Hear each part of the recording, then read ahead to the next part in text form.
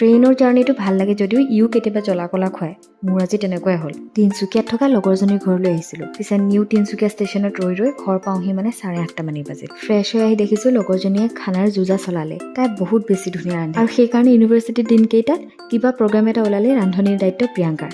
মানে সকলোৰে বিশ্বাস যে তাই আছে যদি খানা ভাল হ'বই। আজি পোৱাহিও দেৰি আৰু বহুত ভাগৰ লাগি আহিছে। খাই বৈ লাহেকে শুইহে গ'লো কাৰণ পিছদিনা আকৌ বাহঁতৰ ঘৰত ভাতৰ নিমন্ত্ৰণ আছে। জানেই নহয় লগৰজনীৰ ৰুমলৈ আহিছোঁ বুলি গম পালে বাৰ ফালৰ পৰা ভাতৰ নিমন্ত্ৰণ এটা থাকেই সদায়। আৰু নেক্সট ডে বাহঁতৰ ঘৰত দুপৰীয়া ভাত সাজ এনেকৈ খাই আমি ইভিনিং টাইমত অলপমান ওলাই আহিলোঁ। তিনচুকীয়া বাইপাছৰ ওচৰতে দুখন বৰ ধুনীয়া ৰিজৰ্ট খুলিছে। এখন লাক্সাৰিয়াছ হোটেলত থাকিব লগা সকলোবোৰ সুবিধাই আছে। মাজে সময়ে ইভিনিংটো কটাবৰ কাৰণে একদম ধুনীয়া জেগা। অকণমান সময়ৰ কাৰণেতো আমি অসমত নাই নিচিনাই লাগিছে। আজি পিছে ৰিজৰ্টখনত সৰু সুৰাকৈ এটা কনচাৰ্ট আছে।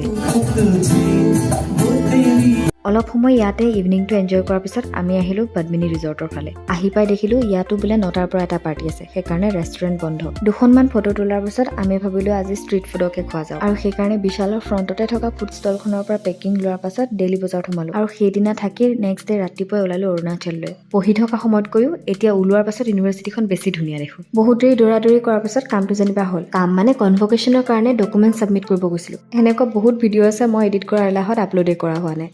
মাজে মাজে দি থাকিম দিয়ক এনেকৈ। আজিলৈ আহিছোঁ তেন্তে, বাই।